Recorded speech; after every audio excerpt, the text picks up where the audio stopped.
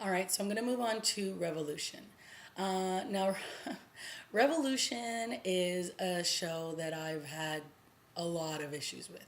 I mean, last season we spent a lot of time watching these people just walking from one place to the next, trying to get to Charlie. Charlie, like we have to save Charlie. Everybody always seems to be in jeopardy on this show, and not in a good way. It was I guess for me, like, the main guy is Miles Matheson, and then his the person that everybody is always sort of in, like, looking for, is Rachel Matheson, which is the mother of Charlie Matheson. And then there was the brother, and he was in grave danger, and then they finally killed him off, thank God. And I just find, and then there's like Major Tom or Sergeant Tom, and like there's so many side characters on this show that it just gets to the point. I don't know. I can't really enjoy it.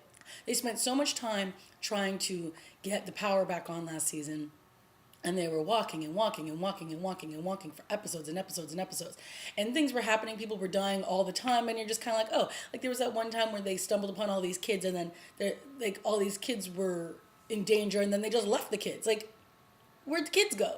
Like, I don't know, the show, it just, I don't know, it doesn't work for me, and it doesn't work for me on a lot of in a lot of different ways. I like I said, I love TV, so I keep watching these shows, even though I know I should let them go.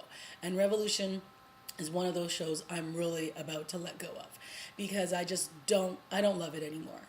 And if I don't let go of it, I just don't think I'm gonna do a review about it, because I can hardly find like redeeming qualities about the show. I mean, Charlie is so annoying, and she's the daughter of the main character, Rachel, and like I just find that I every episode, I just want somebody to kill her, really, to be honest.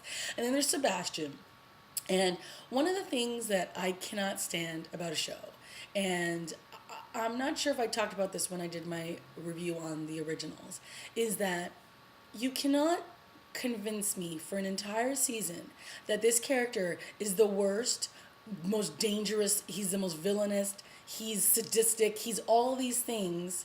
And then now in season 2, you want me to, like, be on his side in any way, because now there's worse villains than him.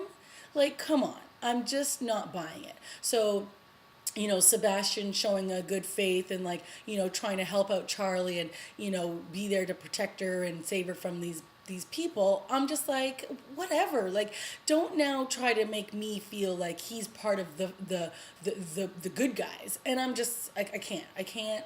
The show's just not that good enough. It's not good enough for me to really rally up and be like, okay, where is it going to take me this season?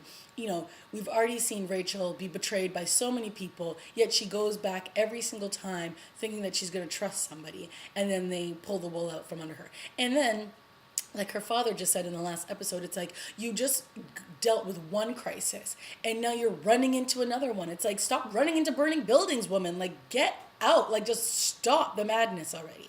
And I find that that is one of the biggest gripe I have with this show, is like, the second one thing is over and done with, it's like, bam, here comes the next. And then it's like, you can't catch a break. And I just, I don't know what more I can say.